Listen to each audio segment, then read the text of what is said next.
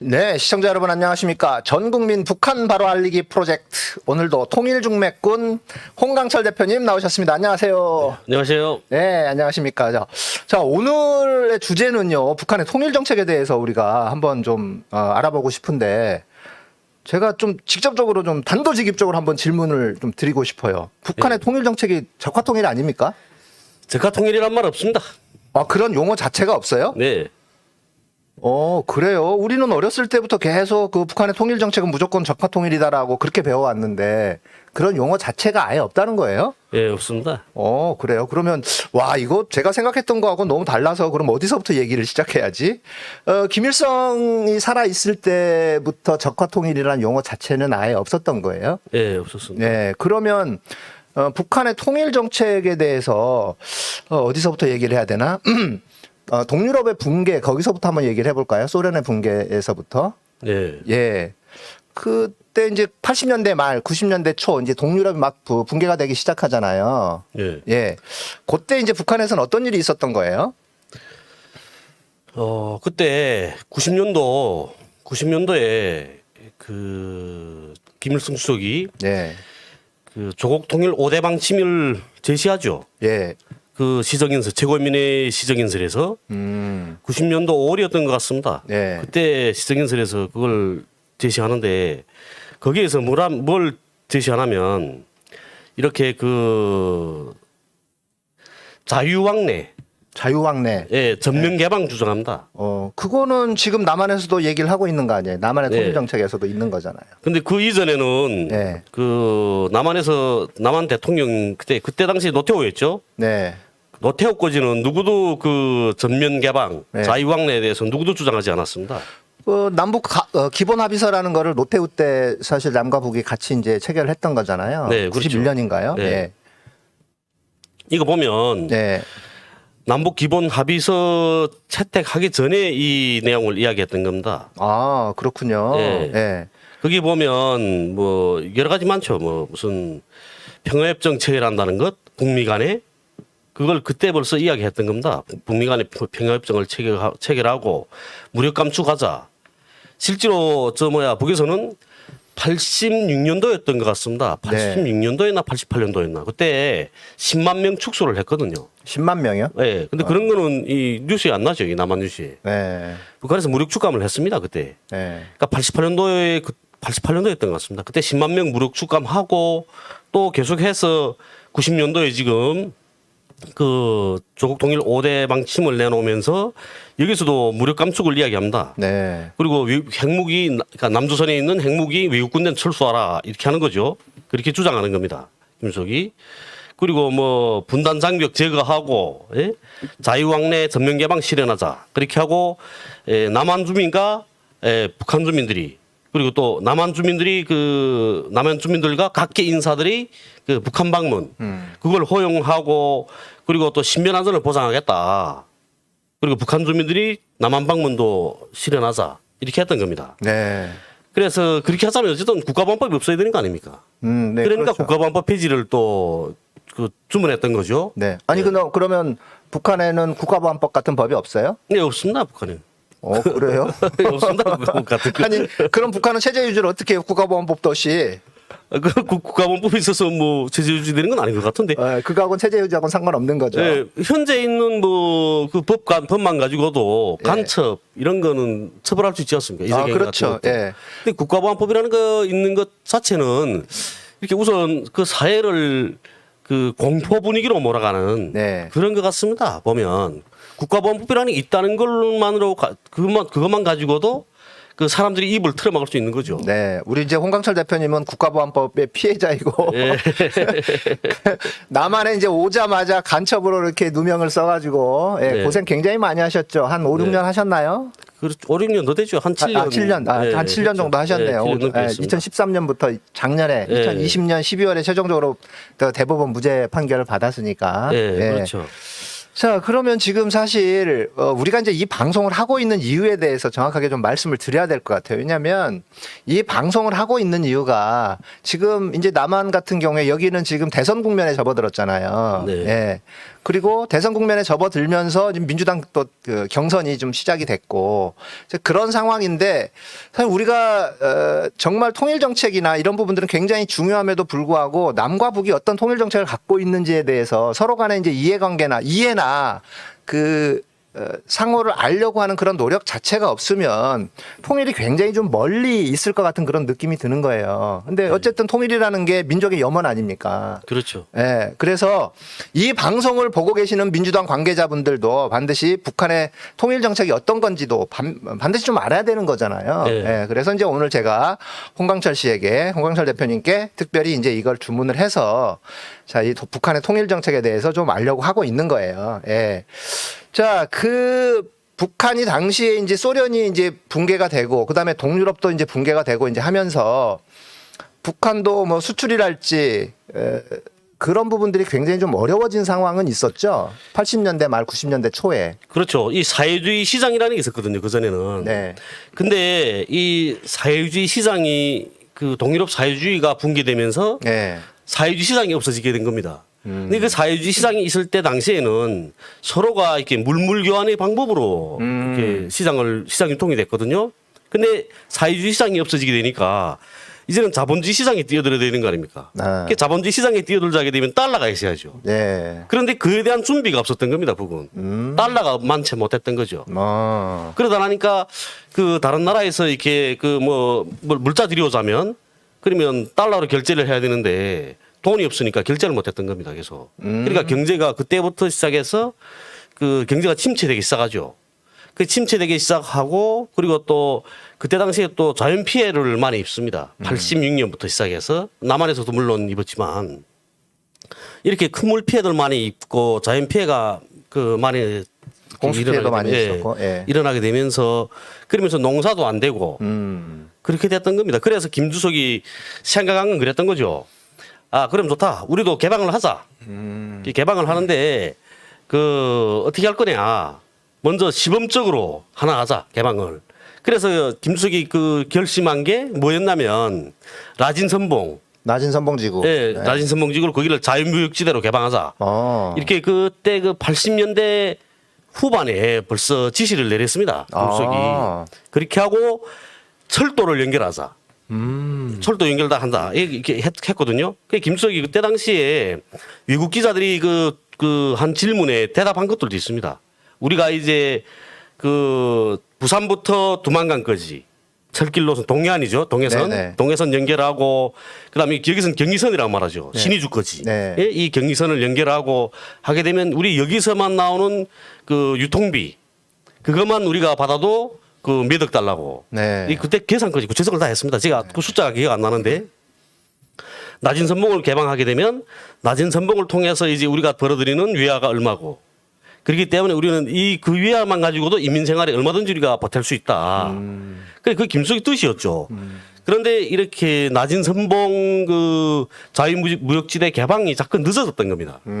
그래서 보게 되면 94년도 7월 8일 날 김수석이 돌아가거든요. 사망하게 되는데 7월 7일 날에 그 경제부문 일꾼 협의회를 지도합니다.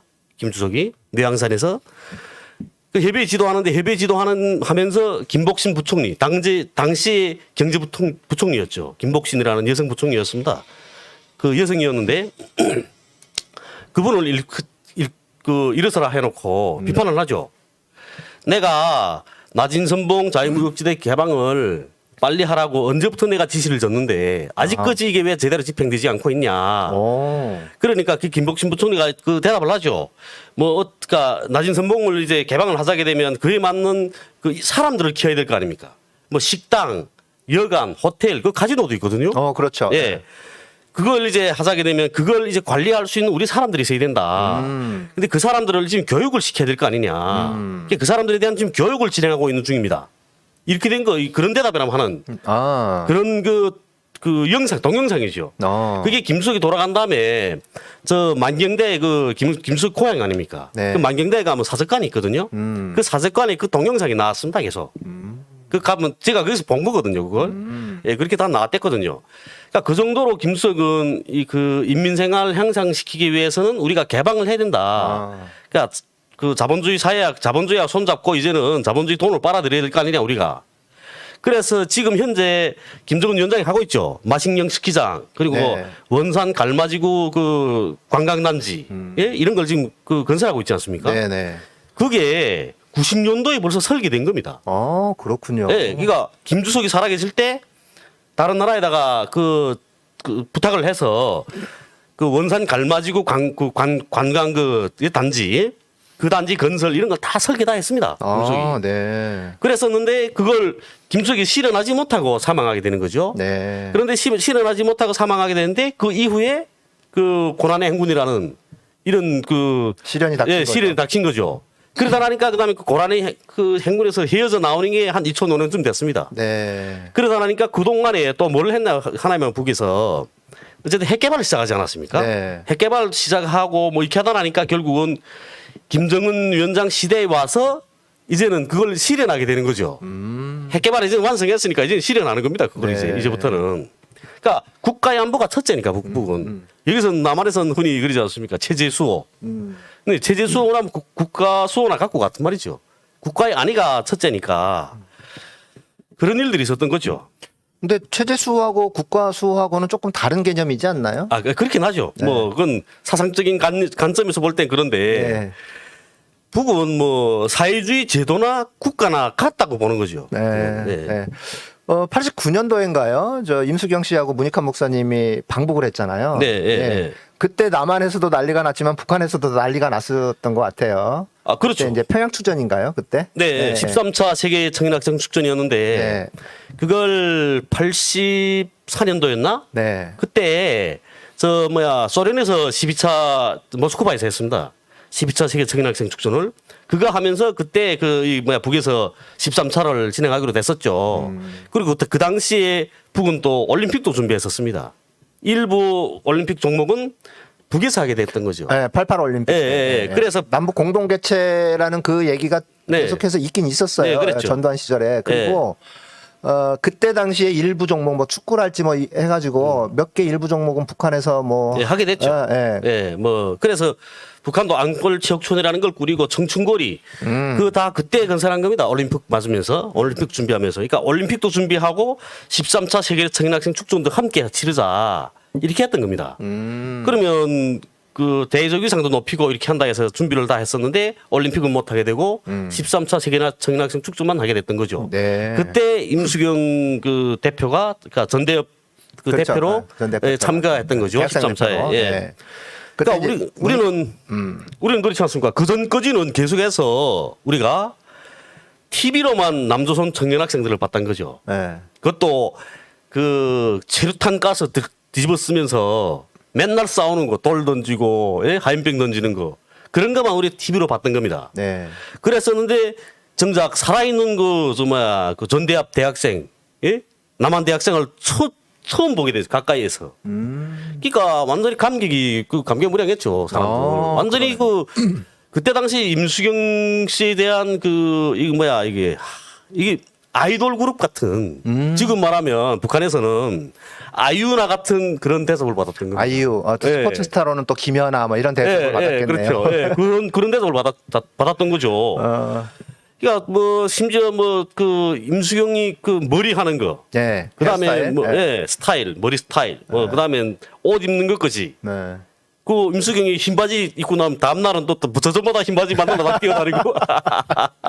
그때 청바지 입고 하얀색 흰색 티셔츠 입고 그렇게 가지 않았나요? 그다음에 그렇죠. 모자도 쓰고 갔던 것 같은데. 네, 그때 당시엔 우리는 이렇게 이런 나팔바지 입는 추세였거든요.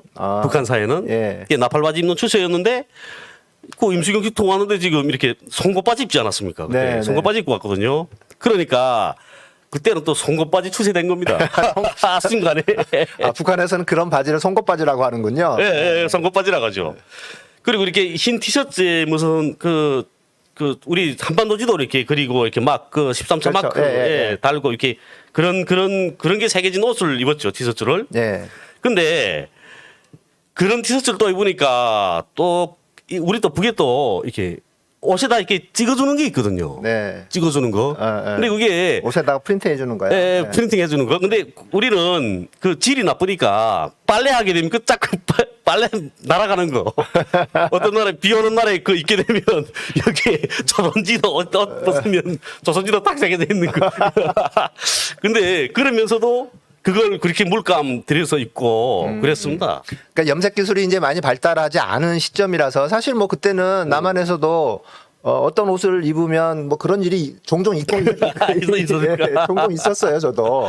그래서 저도 학교 다닐 때 보면 어떤 마크가 뭐 이렇게 새겨져 있는 그런 옷을 입었다가 예. 그 뭐 비 와가지고 이렇게 막 빨갛게 물들고 예. 뭐 이런 적도 있었죠. 뭐 그때는 뭐 남이나 북이나 사실 그 염색 기술이랄지 프린팅 옷에다가 그 프린팅하는 기술 자체가 이렇게 많이 뭐 좋지 않은 상황이어서 충분히 이해는 가요. 예. 그 당시 우리 북쪽에서는 전대협 완전히 그 우상이었습니다. 전대협. 그러니까 우리 전대협 진군과 그 임수경과 막 이래서 이렇게 하면서 이렇게 이거 지금도 난 잘 못하겠는데 완전히 멋있게 이렇게 하면서 이게 노래 부르는 거 뭐 전대협이여 우리의 자랑이었다. 그랬죠. 그러면 우리 아이들도 오락회를 하거든요. 아. 오락했다가 하는데 오락회 하면 그 전대협 진군가 부르는 겁니다. 그럼 보안원들이랑 집에 가다 탁 보다가 보고는 야 이만 너네 전대협이야 이 새끼들이. 그 당시에 정말 이렇게 임종석 예. 전 실장이죠. 네. 예, 그분이랑 그때 의장할 때 아닙니까? 네네. 그때는 정말 그 우상이었습니다. 임종석 그분이랑. 네. 전대협 어쨌든 전대협과 관련된 사람들, 전대협 의장 출신들 그런 사람들은 북한에서 그 우상이었죠. 네네. 그래서 제가 그 남북 전번에 그4.27 회담이라면 할 때 한창 갈 때 그때 제가 그랬습니다. 그때 페이스북에 쓴 것 같은데 그걸 그렇게 이게 이제 만약에 남북 대사관 이제 북한에다 설치를 한다 하면 초대 대사로는 저 임수경이나 임종석 보내는 게 제일 좋겠다.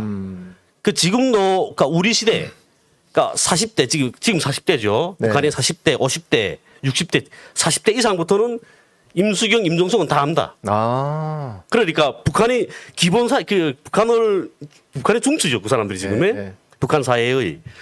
근데 그런 사람들이 임수경, 임종석에 대한 그리고 또 문기현 신부님에 대한 네. 문기현 신부님 네, 나왔었죠. 문기현 신부님 그리고 또 문익환 목사님 네. 이런 분들에 대한 기억은 확실하게 있거든요. 네, 그렇군요. 너무나 이렇게 정말 그 사회적으로 이렇게 떠들었으니까 네.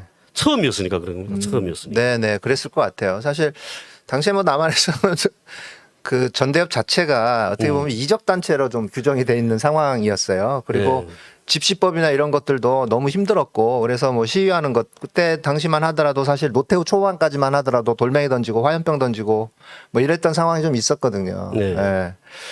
자, 좀 본격적으로 그러면 조국 통일 5대 방침. 자, 네. 첫 번째가 한반도 긴장 상태 완화, 그다음에 평화적 환경 조건이잖아요. 네. 예, 두 번째가 남북 간 자유 왕래 전면 개방. 이게 지금 김일성 시정 연설을 통해서 5가지가 발표가 된 거죠.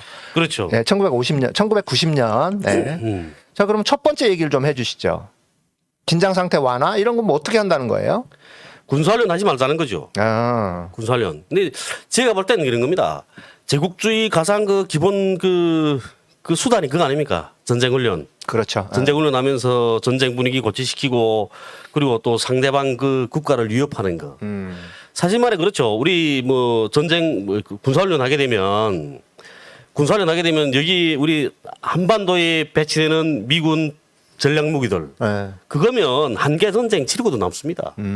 현재 있는 것만으로도. 예, 그렇죠. 그러니까 네. 북쪽의 입장에서는 그 전쟁 연습 군사훈련을 이렇게 반대하지 않을 수가 없는 겁니다. 네. 그러니까 군사훈련 시작하게 되면 우리도 똑같이 군사훈련 해야 되거든요. 네. 북에서 심지어 우리가 이렇게 밥 먹다가도 군대 때 제 보면 밥 먹다가도 이렇게 방송 나오거든요. 인민군 3방송으로 나오는데 555 군부대 장병들에게 축하 방송을 보내드립니다. 이거 3번 반복하는 겁니다. 이거 3번 반복하게 되면 그다음에 육대 행진곡이라는 노래를 틀어주거든요. 그렇게 하면 그거는 비상소집인 겁니다. 비상소집 그 신호거든요, 그게. 그게 그 555 군부대 장병들에게 축하 방송을 뭐 보내드립니다. 시작만 딱 하면 그다음에 밥 먹다가도 숟가락 놓고 튀어나가는 거죠. 가서 무기고 들어가서 내 무기 장구를 다 지고 그렇게 착용하고 그다음 나와서 모이면 그다음에 갱도로 다 들어가는 겁니다. 그러니까 북은 제일 무서운 게 그거 아닙니까? 무섭다고 말해야죠. 뭐 솔직하게 말해야지. 핵탄. 핵무기, 화학무기 공격 이게 제일 두렵거든요. 거기서부터 피하자게 되면 먼저 들어가야 되는 겁니다. 갱도 안에. 그래서 북한은 전국 요새라고 해가지고 전쟁이 끝난 이후부터 지속적으로 지금까지 수많은 갱도도를 팠습니다. 터널이 이말로 터널이죠. 땅굴? 예, 터널. 땅굴은 땅속에 파는 거고 터널 이렇게 산 속에 산속에다가. 산 속에 그러니까 북한의 군수공장들도 심지어 예. 군수공장들도 다 산 안에 다 있습니다. 겉에 없습니다. 다. 겉에는 청사 건물만 몇 개 있죠. 한두 개. 제가 본 북한의 군수공장들 다 똑같습니다. 보면 그 입구에 갱도 입구 앞에 청사들만 있죠. 그다음에 건물 뒤로 돌아 들어가야 그 공장으로 들어갈 수 있거든요. 네, 네. 그렇습니다. 이게 그렇게 다 준비를 하고 있는 거죠. 그래서 이 첫째로는 이렇게 하는 겁니다. 한반도의 긴장 상태 완화시켜달라. 완화시키자. 네. 그게 바로 전쟁 연습하지 말자 이거죠. 그러니까 이제 당시에도 계속해서 한미 그 팀 스피릿 훈련이라고 해가지고 네, 그렇죠. 그런 군사 훈련이 있었잖아요. 네. 팀 스피리트 뭐 그리고 또 뭐 후에는 울지 포커스 렌즈 뭐 네. 이렇게 많았죠. 네. 뭐 이름만 바뀌는 거지 뭐 비슷한 성격의 네, 네. 훈련인 거잖아요. 그렇죠. 네. 뭐 이때 당시에 지금 북한에서 얘기를 한 게 남북 간의 불가침 선언을 채택하자 뭐 이런 얘기도 했네요. 네. 그다음에 북미 간의 평화협정도 체결하자. 이게 지금 남한에서 하는 얘기가 아니고 미국에서 하는 얘기가 아니고 북한에서 이 얘기를 했다는 거예요. 1990년에. 네, 네. 예. 그다음에 남북 무력을 감축하자. 같이 감축하자는 거죠. 네. 예. 그다음에 남한에서 핵무기랄지 외국 군대 철수랄지 뭐 지금은 뭐 지금도 사실 이제 남한에서도 계속 주한미군 철수를 요구를 하고 있잖아요. 네. 예. 그런 상황인 거고. 자, 그러면 둘째는 뭐예요? 분단의 장벽을 제거하자. 뭐 자유왕래하고 전면 개방. 이때 북한에서 전면 개방을 얘기를 했다는 것 자체가 저는 사실 좀 이해가 안 가거든요. 그 이미 전에도 네. 이 전면 개방 자유왕래 하자 그랬습니다. 아, 그래요? 네, 그리고 이건 뭐 북한에서는 뭐 김주석이 그 말이면 네. 북한에서 뭐 유훈이라고 말하지 않습니까? 예, 그리고 무조건 관철해야 된다 이렇게 말하거든요. 네. 그러니까 북한은 이미 전부터 그렇게 노력했던 겁니다. 이걸 그리고 북한이 적은 미군이지 한국군이 아니거든요. 국군이 아닙니다.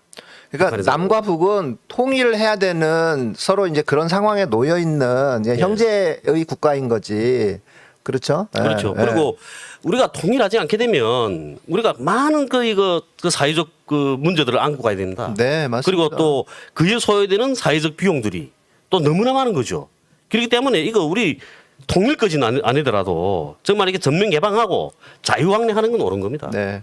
그러니까 전 세계적으로 한글이라는 문자를 쓰고 그다음에 한국어라는 언어를 공유하는 나라가 딱 두 나라잖아요. 네, 그렇죠. 남과 북. 네. 네. 그러니까 조선민주주의 인민공화국하고 대한민국하고 이 두 네. 나라만 이 한글을 공유하는 거예요. 예. 그럼에도 불구하고 서로 다니지 못하죠. 그렇죠. 네. 예. 교류를 못하는 유일한 나라.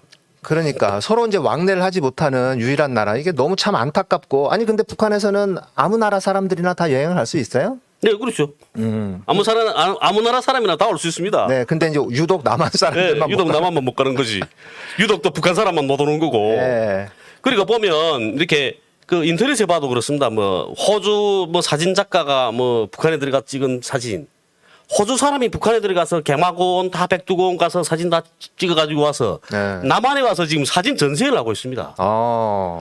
그런데 우리는 못 가지 않습니까? 우리는. 그렇죠. 그러니까 다른 나라 사람이 가서 찍어가지고 온 걸 우리는 보면서 춤을 내야 되는. 아. 이건 완전히 그 이상한 상황이 된 거죠. 우리가. 그럼요. 이건 말도 안 되는 상황이에요. 예.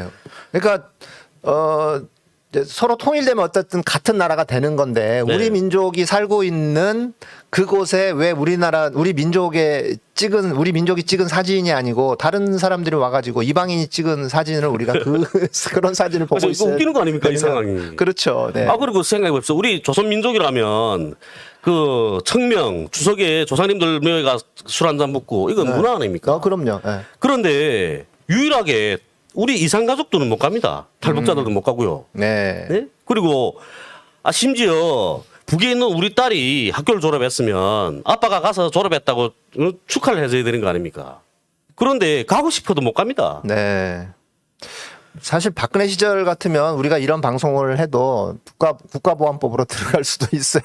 아.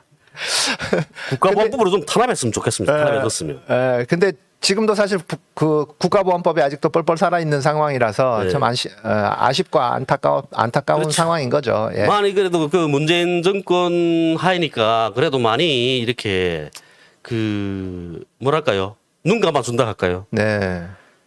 경찰이나 국정원이 많이 참겠죠. 때만 오라 너네 그저 딱 윤석열이 대통령만 되라 그러면 너네도 박살 낼 거야 하고 지금 벼르고 있겠죠. 그래 어떻게나 윤석열이 대통령 되지 못하게 만들어야지. 아이 끔찍한 얘기. 아이고. 아니 근데 이제 조국 통일 5대 강령 중에서 두 번째가 저는 좀 너무 신기한 게 남한 주민과 각계 인사들의 북한 방문 환영이라고 돼 있어요. 네. 이게 지금 1990년 5월 달에 김일성이 살아 있을 때 발표를 한 내용이라는 게 너무 신기한 거예요. 그다음에 북한 주민들의 남한 방문 적극 보장. 그렇죠. 어. 그때 하겠다 했어야 되는 겁니다. 예. 그 남북 기본 합의서에도 그런 내용들이 분명히 있긴 있었잖아요. 네, 그렇죠. 네. 근데 그때 그거 했어야 되는데 우리는 늘 말하지 않습니까? 여기서 네. 우리 체제 경쟁에서 승리했다. 그럼 체제 경쟁에서 승리했으면 우리가 그러면 해야 되는 거죠. 우리가 하겠다고. 네. 이제는 북에다 요구해야 되는 겁니다. 김일성 주석의 그 김정은 위원장한테 그리는 거죠. 김일성 주석의 생전이 유언대로 우리가 분단 장벽 제거하고 남북 간의 자유왕래 전면 개방 실현하자. 남북한 주민들이 왕래도 다 실현하자 하고 우리가 제기해야 되는 겁니다. 네. 먼저 던지는 게 옳은 거죠. 그렇죠. 예. 예.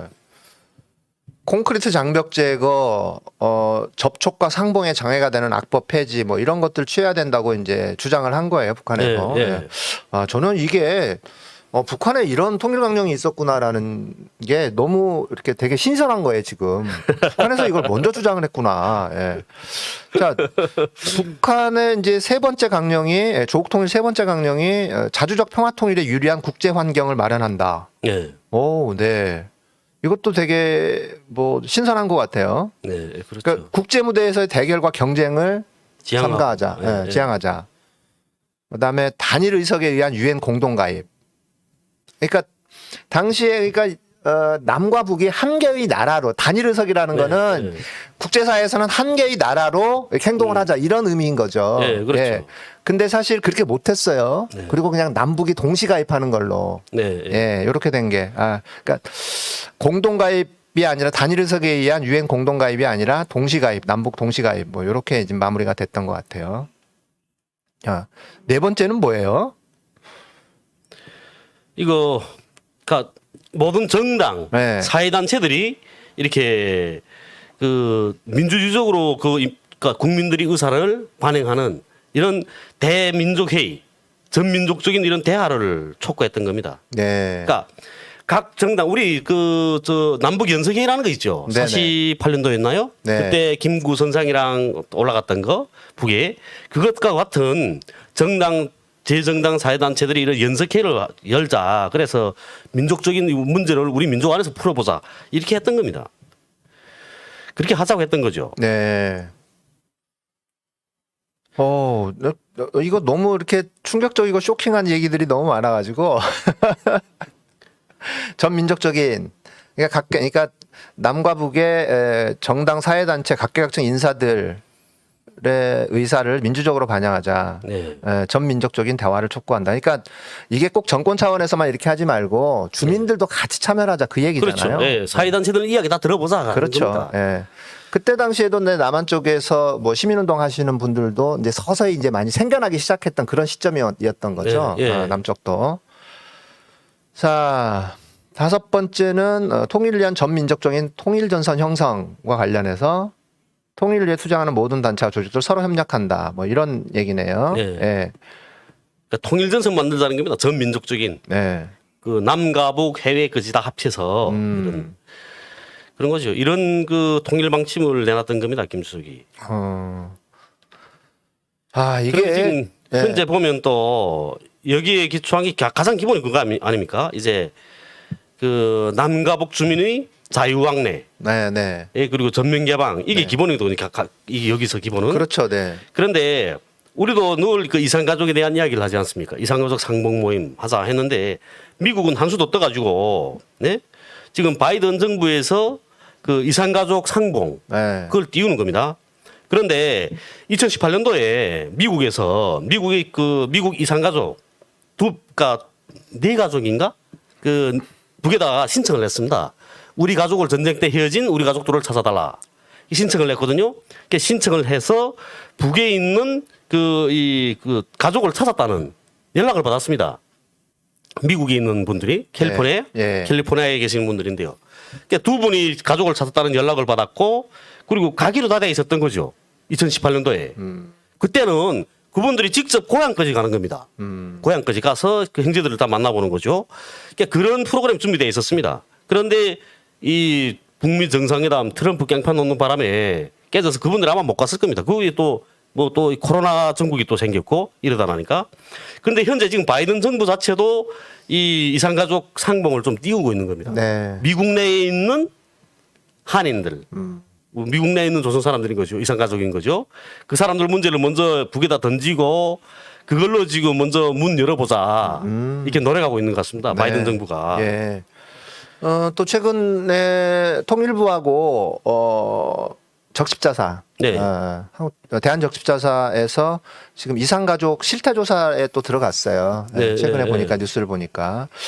자, 아무튼 그렇다 치고, 근데 이 지금 남과 북이 이제 교착 상태에 있는 거, 이게 이제 김일성 주석이 살아있을 때 그 당시에도 모든 문제가 남한 쪽에 있다라고 얘기하는 건 조금 어려운 거 아닌가요? 예, 그렇긴 하죠. 예. 근데 가장 기본적인 그 장애물이 그거 아닙니까? 국가보안법, 그다음에 미군 주둔, 예. 네 그리고 우리 38선을 판문점 자체도 그렇죠. 유엔군 사령부의 탈을 쓴 미군이 지금 맡고 있다는 것.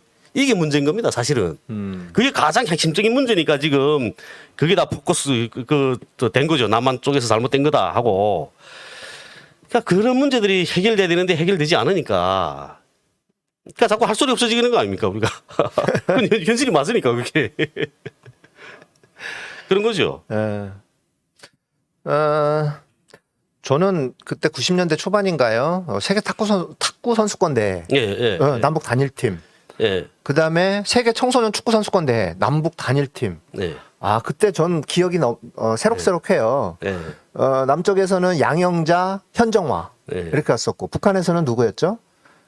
리분이었나? 네, 이분이. 네. 예. 어쨌든 북한 선수들도 같이 갔었죠. 네, 그리고 그게 영화로 또 나왔어요. 네. 네, 영화로도 나와가지고 너무 재밌게 봤어요. 그때 당시에. 그리고 우리가 남북 단일팀에서 개인전하고 복식조하고 뭐 이런 거는 다 중국에 졌는데 네.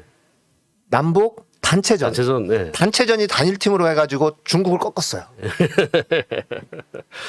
너무 감동적이었어. 아, 근데 그 보면 있지 않습니까? 확실히 우리 조선민족은 여성들이 훌륭하다는 거 이야기하단 말이에요. 아, 내가 북에 있을 때 우리 북한 사람들 늘 말하는 겁니다. 여자 축구 나가면 이기거든요. 해외 나가면. 네네. 잘하죠. 네. 네. 그리고 다 단일팀도 갔습니다. 그 탁구 다 여자들이 이기고 남자 이긴 거 아니에요?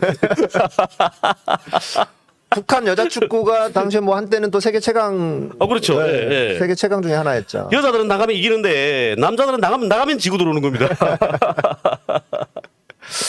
세계 청소년 축구 선수권대회 남북 단일팀으로 해가지고 그때 역대 최초로 아마 16강에 올랐나 8강에 올랐나 좀 기억이 또 그런 기억도 있어요. 예, 너무 그때도 너무 참 그 감동적이었던 것 같아요. 예. 자, 근데 어쨌든 뭐 이산가족이랄지 북미 이산가족 상봉 띄우는 아까 이제 말씀하셨지만 그게 이제 2011년도에 한번 또 그런 움직임이 있었던 거죠. 네, 그렇죠. 예. 그럼 지금 현재의 움직임은 2011년도하고 어떻게 다른 거예요? 어떤 공통점이 있고? 그러니까 2011년 넘고 그러니까 그대로 지금 따라한다. 예? 그러니까 정책을 다시 시작해 보자는 것 같습니다. 그 바이든 정부는. 네. 그리고 기본 핵심 이거죠. 고향까지 가는가 가지 못하는가 이게 문제 아니겠습니까? 네. 근데 우리는 남북이 지금까지 한 이산가족 상봉은 금강산에 한해서 거기서 만나기만 했던 거죠. 근데 미국은 간다는 거 아닙니까? 고향까지. 그게 문제인 겁니다. 예전에 제일동포 조국방문단이라는 게 있었거든요. 그건 제일동포들 일본에 사는 제일동포 그 가족 형제 친척들이 북한에 와서 그 집에까지 가 있는 겁니다. 집에 가서 있는 거죠. 이게 제 제일동포는 아니었는데 우리 친구들 중에도 제일동포 친구들이 있어서 그 친구들도 오긴 했었는데 제가 고등중학교 한 5학년 때입니다. 그러니까 89년도쯤 됐죠. 네. 그때 내 옆에 앉아서 같이 공부하는 친구, 김성일이라는 친구가 있었습니다. 근데 그 친구네 큰아버지가 온다는 거지, 미국에서. 네. 그래서, 야, 미국에서 온다는 게 말이 돼? 진짜 미국에서 와? 이게 미국에서 온대요. 그래서 만났죠. 정말로. 그게 만났는데, 그 큰아버지가 미국에서 와서 그 친구네 집에 와서 며칠 살았습니다. 그 친구네 집에 와서. 며칠 살았는데 그 큰아버지가 미국에서 무슨 병원 한다고 하더라고요. 아마 돈이 좀 있나 봅니다. 그러니까 전 6.25 때 큰아버지가 내려간 거죠. 그 원자탄 바람에 남으로 내려왔다가 미국에 간 겁니다. 큰아버지가. 그래가지고 오셨는데 그때 와서 이렇게 사진기도 주고 뭐 선물 많이 줬습니다. 그때. 그 친구 나와서 자랑을 하던 그 생각이 나거든요. 근데 미국 사람들, 일본 사람들은 집에까지 갑니다. 미국, 일본에 있는 그 사람들은. 고향 집에 가서 다 보고 며칠 논단 말이에요. 네. 그 한 집에서 같이 살면서. 그런데 우리 남한은 가서 금강산밖에 못 가지 않습니까? 네, 그렇죠. 그러니까 그걸 이제는 깨야 되는 거죠. 깨고 우리도 고향에 가자. 네. 그리고 그건 김정일 위원장 때 김정일 위원장 그렇게 하겠다 했습니다. 근데 실현 안 돼서 그런 거죠. 네, 그러니까 올해는 이산가족 상목을 저 금강산에 사는데, 야, 우리 내년도부터는 고향 끝이다 보내자. 근데 그런 걸 왜 응하지 않는지 모르겠거든요. 응하면 되겠는데. 그럼 그렇게 합시다. 하면 되는 거 아닙니까?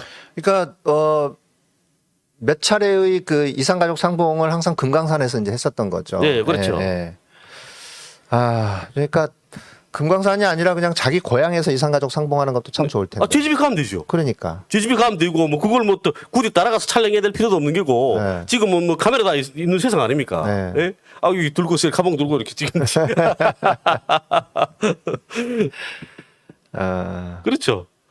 그러니까 이런 겁니다. 이런 일들이 있는 거죠. 네. 그러니까 우리가, 북에 대해서, 그러니까 너무나 지금까지는 북은 악마대에 있었고, 또 김일성 이름 말하는 자체가 그 금기시대에 있는 그런 세상이었고, 그러다 나니까 지금까지는 이렇게 흘렀던 것 같습니다. 북에 대해서 잘 모르고, 예? 북에 대한 그런 악마된 그런 선동만 듣고, 그렇게 살다 나니까 자연히 우리가 어느 순간에 국가보안법이라는 이런 그 악마 속에 우리가 갇혀 있게 되는 거죠. 네. 그런데 그걸 모르는 겁니다. 보니까.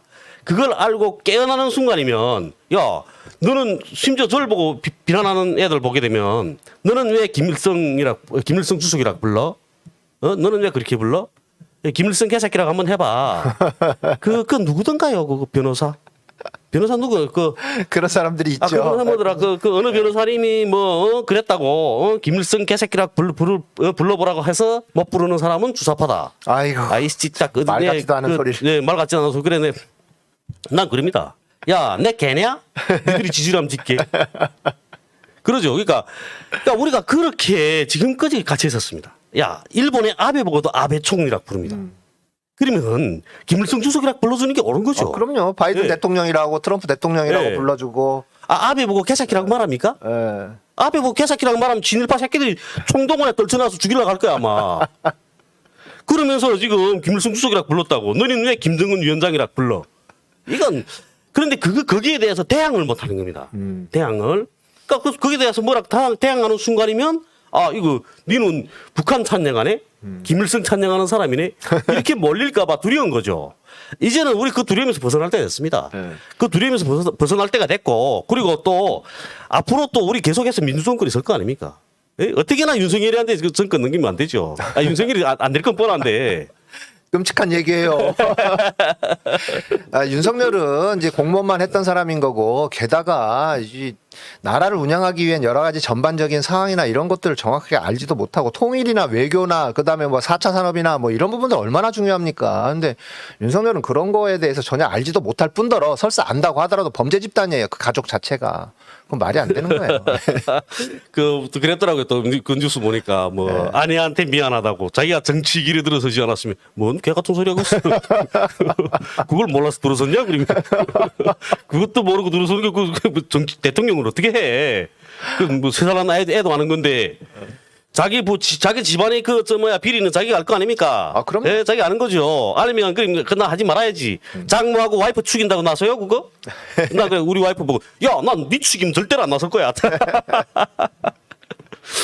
가족이 그렇게 탈탈 털리는데 가족을 보호하기 위해서라도 나서면 안 되는 거죠. 그렇죠. 근데 어쨌든 이미 나섰던 거고 본인이 하겠다고 하니까 이미 검증이 시작된 건데 이 자꾸 이렇게 네거티브 검증이라고 얘기를 하면 안 되는 거예요. 그리고 이제 자기는 어떻게 했는데? 그럼요. 자기는 남한테 더한 짓 하고도. 지는 더한 짓을 훨씬 많이 했죠. 아니 몇십 차례 조국 전쟁한 가족만 놓고 봐도 그건 몇십 차례 가서 틀었습니까? 네. 그게 말이 됩니까 그게? 거의 100번 가까운 뭐 아니 압수수색이라. 그게 나는 그게 그러니까 물론 남한의 문화에 대해서 내가 잘 모르긴 하겠지만 부모로서의 그 마음에 부모의 마음으로서는 그런 거죠. 부모의 마음으로서는 얼마든지 도와줄 수 있는 거 아니겠습니까? 그게 저는 그렇게 생각합니다. 나는 내 딸이라면 내가 그렇게 해, 그렇게 하고요. 할 수 있는 거 아니었나 그게. 그리고 그게 불법인 게 아니고 자기가 할 수 있는 단계에서 자식을 도와줬던 거잖아. 그러면 그렇게 도와줄 수 있는 거지. 그 표천장비도 그거 다 거짓말이잖아. 네. 다 거짓말이고. 그런데 부모라면 나도 딸이 하나인데 그 딸 위해서 할 수는 있는 거죠. 그걸 조국이 했다고 해서 문제가 된 거지 그게. 예? 그러니까 그 강남 좌파라고 말하는 사람이 그렇게 했다. 돈도 있는 사람이 그 장학금도 탔다. 이러니까 아마 젊은이들이 분노한 것 같은데 제 생각엔 그거 가지고 몇십 차례씩 수십 차례 이거 뭐야 이거 100번 가까운. 예, 가택 이거 압수수색 그거 벌릴 거 그런 일은 아니었다는 거죠. 그럼요. 근데 본인 자체는 그렇게 했으면서 남에 대해서 다른 사람에 대해서 그러면 관대하고 자신에 대해서 관대하려면 다른 사람에 대해서도 관대해야 되는 겁니다. 그럼요. 예. 자신에 대해서 엄격하자면 다른 사람에 대해서 엄격하고 다 그렇게 살아야 되는 거죠. 일단 스스로에 대해서 엄격해야 예. 남도 그렇게 자신의 기준에 맞춰서 남도 그렇게 털든가 해야지. 자기는 형편없이 그렇게 많은 범죄 혐의에 연루돼 있고 가족들이 그렇게 많은 범죄 혐의에 연루돼 있는데도 불구하고 그거를 좀 그런 식으로 털었다. 이건 참 너무 한심하고 말이 안 되는 상황인 거죠. 예. 자, 날씨가 되게 많이 더워요. 북한의 여름은 좀 어때요? 북한 여름. 여름도 덥죠. 예. 근데 남한의 여름하고 북한의 여름하고는 좀 어떤 차이가 있어요? 이 남쪽의 여름은 이렇게 좀 끈적끈적하고 막 이러잖아요. 근데 북한의 여름은 그렇게 끈적끈적한 건 없습니다. 아, 습하거나. 예, 습하진 않거든요. 북한은 습하진 않고 떼약볕이 쨍쨍 내려비친다 이렇게 말하죠. 네. 예. 정말 그렇습니다. 그러니까 대륙성 기후니까 북쪽은 네. 더우면 전 머리가 따가울 정도로 막 내려비치고 그러거든요. 근데 대신 그늘이만 탁 들어서면 또 시원합니다. 강 옆에 가면 강바람으로 시원하고 그렇거든요. 북쪽 여름은. 근데 여기는 이제 너무 끈적거리니까. 예. 예. 여기는 그늘이 들어가도 덥지 않습니까? 예. 그늘에 가도 덥죠. 예. 근데 보니까 이게 아스팔트 돼서 더욱이 네, 그런 네. 것 같은데요. 예. 보니까. 아스팔트 열기가 또 올라와가지고 예. 예, 콘크리트 열기가 좀 심해요. 그게. 예. 근데 그 북쪽은 이게 땅이니까 예. 해 쨍쨍 내려비쳐도 그늘 안에는 습기 있단 말이에요. 아. 그리고 그늘 안에는 시원해요. 아. 나무 그늘 안에만 들어가도. 네. 근데 남한에 와서는 그런 거 한 번도 못 느끼겠거든요. 아. 왜 그런지 몰라. 아. 왜 그런지. 이렇게 들어가면 그런데. 그리고 우리 집 같은 경우에는 북에 있을 때 우리 집이 7층이었거든요. 예. 7층이었는데 우리 에어컨 없이 살아요. 선풍기도 없이. 선풍기 있긴 있지만 선풍기 필요도 없거든요. 창문만 열게 되면 그저 바람이 통짜로 통합니다. 이렇게. 그러니까 그런데 그렇게 더우면서도 그렇게 살았거든요. 창문 열어놓고 선풍기도 안 틀고 별로. 그럼에도 그런데 여기 남한에 와서는 안 그렇더라고요. 남한에는 에어컨 없으면 안 되겠고 선풍기 없으면 안 되겠고. 북한에서 제일 더운 데가 어디예요? 제일 더운 데서 백두산 밑이라면 믿겠습니까? 백두산 밑이요? 거기가 네. 제일 시원해야 되는 거 아닌가? 제일 덥습니다 거기가. 그래요? 예, 제일 덥습니다. 여기는 이제 대구가 제일 더운 걸로 예. 이제 알려져 있잖아요. 예. 남한은. 그러니까 대구가 이제 분지에 이렇게 둘러싸여가지고. 예. 근데 우리 고향이 무산이거든요. 예. 그 백두산 밑인데 거기 북한에서도 그 기온이 34도 막 올라갈 때 많습니다. 저희가 북한 그 날씨 일기예보 보게 되면 거기에 보면 이렇게 그 제일 더운 지방 할 때 무산이 자주 나오거든요. 네. 그게 왜 그러냐면 이렇게 우리도 강이 두 개 있긴 한데 무산 우배 강이 두 개 있긴 한데 그게 지대가 높아서 그러나 어쨌든 그렇게 덥더라고요 우리가. 그러니까 이제 분지 지역 같은 경우에, 그러니까 예를 들면 대구 같은 경우에 분지, 그러니까 산으로 둘러싸인 지역이어가지고 네. 바람이 안 통하니까, 네. 예, 그래서 덥다고 하더라고요. 대구 같은 경우에. 근데 우리는 그런 것 같지는 않고 어쨌든 덥습니다. 그리고 보게 되면 이렇게 그 낮과 밤이 온도 차이가 심합니다 대신. 아, 일교차가. 네. 그러니까 낮에는 막 더워서 그런데 밤에는 또 추워서 깨 입어야 되거든요. 그래서 이렇게 우리들 사람들은 아침에 출근할 때 이 긴팔 입고 나갑니다. 잠바라고 네, 잠바를 네. 긴팔 입고 출근하거든요. 아침엔 춥고 추우니까. 근데 대신 여름에 낮이 되면 더운 거죠. 그럼 옷 벗는 겁니다. 그리고 저녁 때도 또 저녁에도 해만 착 들어가면 시원해지고. 그러니까 낮 시간에 따가워서 그러죠. 낮 시간에. 북한에서 여름에 좀 제일 놀러 가기 좋은 곳은 어디예요? 아무래도 제 생각에는 저도 지금 많이 놀러 다녀봤거든요. 많이 놀러 다녀봤는데 여름에 제일 좋은 거는 저 백두산입니다. 백두산이요? 네. 어. 거기 낮 동안에 뜨겁긴 해도 거기 가면 그래도 그 제일 놀기 좋죠. 아, 산바람이 있어가지고 네. 산들산들. 그리고 또 그 산 좋아하는 사람은 또 제가 또 산 좋아하니까 그러긴 하겠죠. 근데 또 바다 좋아하는 분들은 또 바다로 가도 되죠. 보면 해수욕장은 많거든요. 낮은 선봉부터 시작해서 이게 동해안의 마지막 저 통천까지 고성까지 네. 그까지 내려와도 해수욕장들은 많습니다. 곳곳에 해수욕장은 많고 제일 유명한 게 뭐 송도원 원산에 있는 송도원 해수욕장 그리고 또 그 앞에 명사심리라는 게 있거든요. 송도원 앞에 딱 옛날에 명사심리 그쪽에 비행장이 있었습니다. 군용 비행장이. 그래서 거기 출입 금지 구역이 있거든요. 그런데 지금은 괜찮습니다. 지금은 그 명사심리도 들어가고 그리고 보게 되면 올라가면서 저기 어디야 칠부산 쪽에 와도 좋죠. 마전 그러니까 그리고 또 함흥 쪽에도 마전 해수욕장이 있고요. 네. 예, 거기도 호텔 있고 다 있습니다. 거기도. 그렇게 그 관광객들을 그 끌어들이려고 많이 노력을 했죠. 북한도 호텔 짓고 리조트 짓고 그리고 심지어 민박도 있습니다. 민박도 있어요? 예, 칠보산 쪽에 가면 아, 거기는 해칠 보러 갔거든요. 거기 가면 민박도 있습니다. 근데 와야 말이죠. 와야. 경제 제재하고 어쨌든 그렇게 하니까 안 가는 것 같습니다. 그렇죠. 예. 예. 경제 제재 때문에 이제 해외 관광객이나 이런 사람들 자체가 다 끊어져 버린 거죠. 예, 그렇죠. 예. 그리고 그 칠보산 그쪽에 가면 그 민박이람 있는 데 가면 양하수산 그런 게 있거든요. 예. 양하람 그쪽에 가면 문어 있지 않습니까? 네. 돌문어랑 그래서 보통 그저 10kg 이상짜리 10kg 이상짜리 돼야 문어라고 말하는 거지 10kg 이하짜리는 뭐 문어 취급 안 합니다. 예. 그러니까 그렇게 큰 것들만 많죠. 네, 그것들이. 네, 네. 거기 그 칠보산 같은 경우에는 송이버섯도 있지 않습니까? 송이버섯이 많거든요. 이제 좀 있으면 한 8월부터 송이버섯 나기 시작하죠. 네. 그러면 송이버섯도 나고 거기는 놀기 좋습니다. 경치도 좋고 네. 시원하고 그렇죠. 그리고 또 뭐 산들도 많지 않습니까? 뭐 칠보산, 묘양산, 금강산, 구월산은 이게 항해도 쪽에 있는 거거든요. 이렇게 몸이 많습니다. 그 묘양산 같은 경우에는 좋죠. 묘양산도 계곡에 이건 물 자체가 맑거든요. 거기는 청천강이 흐르는데 청천강이라는 게 풀을 청자라서 청천강인 겁니다. 그러니까 거기 가서는 물에 함부로 뛰어들면 안 되거든요. 거기는 깊은데 이렇게 표시가 안 나는군요. 예, 그러니까 얼마나 깊 원래 물은 그렇습니다.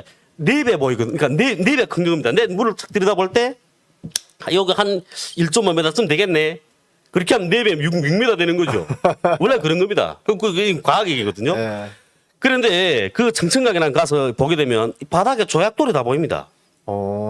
물고기들 쫙 다니는 거 다 보이고. 그렇게 맑고 깨끗한데 굉장히 깊다는 거죠. 네, 그런데 깊죠. 그 잘못 알고 그다음에 이 야타보에 솔 뛰어들게 되면 익사하는 거예요. 그리고 그 묘양산 같은 경우에는 이렇게 공기 자체가 다릅니다. 영문대굴 거기도 좋죠. 영문대굴 안에도 들어가도 그 안에 뭐 기암괴석들이 많습니다. 그렇게 북쪽도 놀기 좋은 데 많죠. 옛날에 80년대 중반인가 우리나라에서 북한을 방문을 했던 적이 있었어요. 전두환 시절에. 그래가지고 그때 이제 무슨 일로 방문을 했는지 제가 정확하게 기억은 안 나는데 KBS 기자인가 MBC 기자인가가 가족방 그거 아닌가? 이상 가족 방문. 가족 방문인 것 같아요. 그럴 것 같습니다. 예, 예. 근데 기자가 이제 또 북한 주민 한 사람을 딱 붙잡고 해수욕 갔다 왔습니까? 그런데 갔다 왔습니다. 어디로 갔다 왔습니까? 그랬더니 묘양산 갔다 왔습니다. 이렇게 답변을 한 게 굉장히 그때 당시에 남한에서는 굉장히 큰 이슈였어요. 예. 네, 그 혹시 그 사건 알고 계세요? 그건 모릅니다. 모르는데, 그러니까 그분이, 그러니까 그 해수욕을 어디 놀러 가는 걸로 생각했던 것 같습니다. 아, 그러니까 그게 묘양산 쪽에 가도 이렇게 그런 건 있거든요. 이게 그 모래밭이 개울 옆에 강 옆에 모래밭이 있는 겁니다. 아, 그러니까 그 사람은 그런 것도 다 해수욕으로 생각했던 거죠. 그렇군요. 그러니까 심지어 어떤 경우도 있냐면 저기 경성군 가게 되면 경성군에 그 일양리 그 일양리는 그 갑자기 생각 안 나네. 거기 그 김일성 수석 특각도 있었습니다. 그게. 근데 거기에 보면 그 강 개울인데 경성천이거든요. 그 개울인데 강이죠. 자그마한 강입니다. 그 옆에 그렇게 백사장처럼 쫙 있는 겁니다. 그리고 거기에 이렇게 그 파라솔 다 있거든요. 네네. 거기는 외국인들도 거기에 놀러 옵니다. 그렇죠. 그러니까 그런 경우도 있는 거죠. 여름에 놀러 가면 그런 데도 놀러 가는 겁니다. 네. 뭐 개마고원 이게 저는 사실 어렸을 때 저희가 배웠던 그 개마고원에 대해서 뭐 그냥 막연한 동경 같은 게 있어요. 거기를 한번 가보고 싶다. 네. 예. 북한에서 이제 굉장히 높은 고원지대인 거죠. 초원인가요, 거기가? 네, 1,400m 이상. 그러니까 거기 올라서면 이렇게 무한하게 보이는 거죠. 쫙 거기 산발이 쫙 보이고 그런 겁니다. 그거는 느낌이 느낌이 이게 말로만 써야. 그러니까 이제 마치 시베리아 벌판 같은. 네. 그러니까 저는 이제 몇 년 전에 바이칼 호수 쪽에 있는 이제 초원을 이제 간 적이 있어요. 바이칼 네, 호수를 네. 가면서. 근데 네. 대한민국에서는 전혀 볼 수 없는 광경이 쫙 펼쳐진 그렇죠. 거죠. 끝없이 쫙 풀밭이 펼쳐져 있는 거. 거기를 이제 2주 동안 배낭여행을 하면서 이제 다녔는데 와, 네. 그 너무 그러니까 환상적이었어요, 그게. 네, 그러니까 우리가 그냥 초원, 그냥 고원 그러면 그냥 똑같은 장면만 있을 것 같은데 사실은 그게 네. 아니더라고요. 네. 그러니까 저 뭐 시베리아 공원 그 바이칼 호수 주변에 있는 그 네. 초원들이 그래서 되게 깜짝 놀랐어요.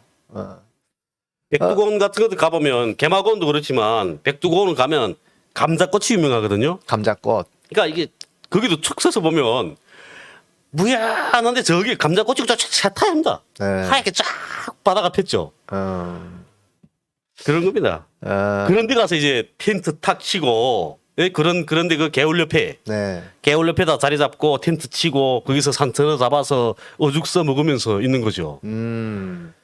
북한에 장마철도 있잖아요. 우리가 장마전선이 있어서 장마가 있는 나라가 한중일 이렇게 뭐 세 나라밖에 없다고 하더라고요. 네. 그러니까 이제 한반도하고 일본하고 중국 이게 이제 장마철이라고 공식적으로 있는 게 이게 이제 뭐 얘기를 들어보니까 그게 그 장마전선이라고 공식적으로 이렇게 인정이 되는 게 그거라고 하더라고요. 네. 근데 북한의 장마철은 좀 어때요?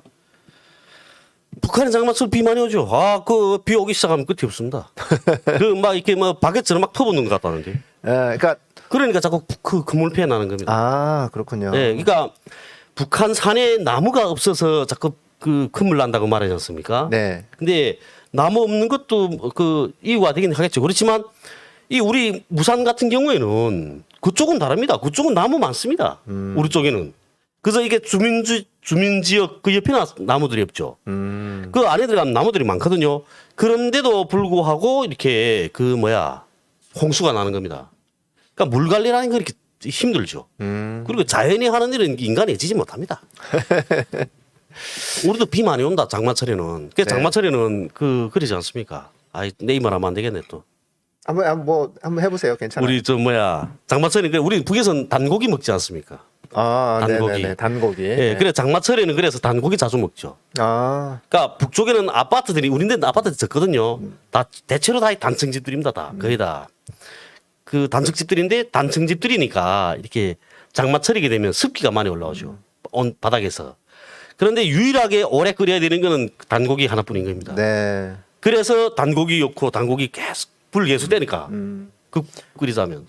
그러니까 우리 시청자분들에게 또 오해의 소지가 없도록 하기 위해서 이 얘기는 또 해야 될 것 같아요. 이게 북한하고 우리나라하고 기본적으로 문화 자체가 조금씩 다른 게 있죠. 이제 우리나라 같은 경우에는 사실 개나 고양이가 이제 강아지나 고양이나 이런 게 지금 애완, 그러니까 반려견이라고 이제 그렇게 칭하긴 하지만 아직 북한에서는 그 정도로까지 얘기를 하고 있는 건 아니잖아요. 예, 우리는 그래도 애완견이 있습니다. 우리도. 애완견은 있긴 있긴 있지만. 있는데 애완견 잡아먹는 사람은 없죠. 네, 그렇죠. 그리고 집에서 다 기르는 똥개들 아닙니까? 그렇죠. 예. 근데 저 같은 경우에도 보면 이렇게 그 어렸을 때 우리 그 쥐 많았으니까 네. 그 단층집들은 쥐 많지 않습니까? 그러니까 그 쥐약을 놨는데 그 쥐약을 개 먹고 죽은 겁니다. 우리 집에서 키우던 개가. 이런. 근데 우리 개가 컸거든요. 이렇게 군견 종자에서 큽니다. 그런데 그 개를 지금 아버지가 잡는 거죠. 내가 그거 보고 울었다는데요, 내가. 잡지 말라고. 그 왜 잡냐고. 막 울며불며 하니까 아버지가 날 욕하더라고. 남자라는 게 그것도 이만한 것도 이거 사귀지 못한다고. 그래 욕 먹었던 적이 기억이 있죠. 근데 그렇게 기르던 똥개들입니다, 다. 근데 그 기르던 똥개도 함질로 저는 울었다는데요. 잡는 거 보고. 아. 그래 대체로 보면 자기 집에서 기르던 건 자기가 안 잡죠.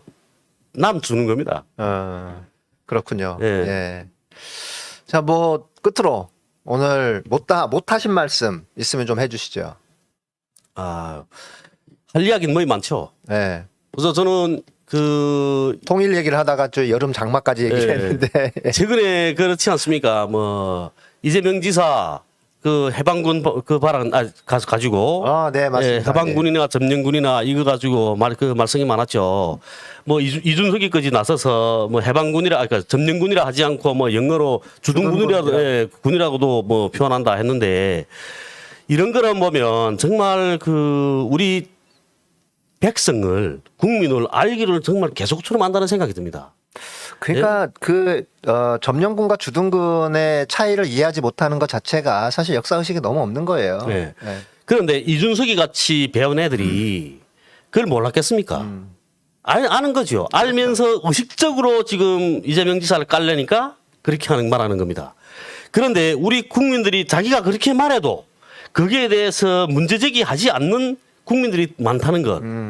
자기가 그렇게 말해도 문제제기를 하지 않고 자기를 지지해 줄 거라는 이런 가짜는 이런 자신심 이런 게 있기 때문인 겁니다. 이거는 국민을 우롱하는 거라는데요. 그런데 나를 우롱하는 건 몰라. 국민의힘 쪽에 있는 지지자들이 나를 우롱하는 거 모르는 거예요. 그러면 나를 우롱하면 나는 참지 않아. 예? 그게 말장난에 불과한 거 아닙니까? 말장난에. 예? 말장난에 불과함에도 불구하고 그걸 알고 있으면서도 주둔군이 뭡니까? 주둔군이 한 지역에 머무른 군대. 그 군대를 보고 주둔군이라 하는 겁니다. 그 주둔군한테는 사법, 행정, 경찰권이 없죠. 없죠. 예.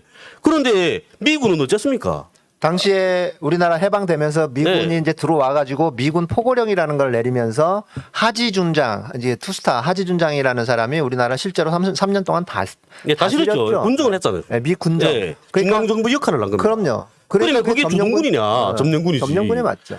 해방군이라는 거는 구속과 억압에서 해방시켜주는 군대다. 네. 이 뜻입니다. 그러면 미군정이 뭐 했냐. 일본 총독, 국장들 다 해임시키고 그 다음날로 미군정이 고문으로 유촉했습니다. 아니 계속해서 일본 놈이 우리 구속을 받았는데 그게 무슨 해방군이냐. 그런데 하버드 나왔다는 애가 그리고 정말 이마에 피도 안 마른 애가 지금 말장난하고 있는데 그거 놓고 지금 국민의힘 지지자들도 그거 보면서 박수를 쳐요.